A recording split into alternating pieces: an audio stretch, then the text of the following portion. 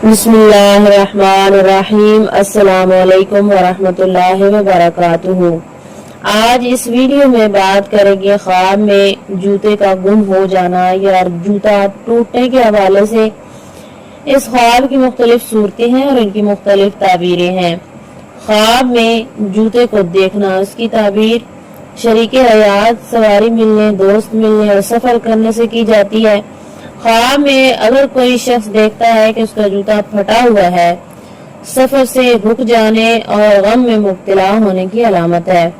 अगर कोई शख्स ख्वाब में जूता अपने पाँव से उतारता है तो ये तलाक की अलामत है।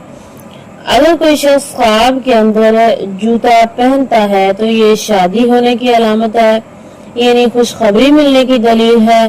ख्वाब में जूते का टूटना, ख्वाब में अगर कोई शख्स ये देखता है कि उसका जूता टूट गया है या टूटा हुआ है तो ये काम मुकम्मल न होने और सफर में रुकावट पैदा होने की अलामत है।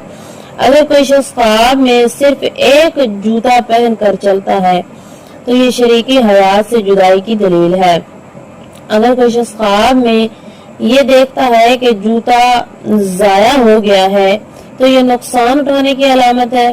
ख्वाब में दोनों जूतों का गुम हो जाना, अगर कोई शख्स ख्वाब के अंदर ये देखता है कि उसके दोनों जूते गुम हो चुके हैं, ये गुम हो गए हैं, तो ये सवारी के चोरी होने की अलामत है। और कभी कभार ख्वाब में जूता उतारने की ताबीर वलायत मिलने की दलील भी होती है। ख्वाब में अगर कोई शख्स अपना जूता गुम होता देखे या गुम हो जाए तो ये तकलीफ में मुब्तला होने की अलामत है। सदका और इस्तिग़फ़ार करनी चाहिए।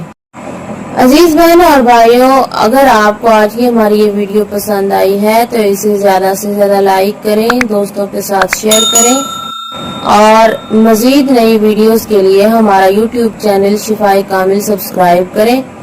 और अगर आपका ख्वाब इससे कुछ मुख्तलिफ है तो आप नीचे कमेंट कर सकते हैं। इंशाअल्लाह ताला आपको आपके ख्वाब की ताबीर बता दी जाएगी। इसी के साथ इजाजत चाहूंगी। अल्लाह हाफिज।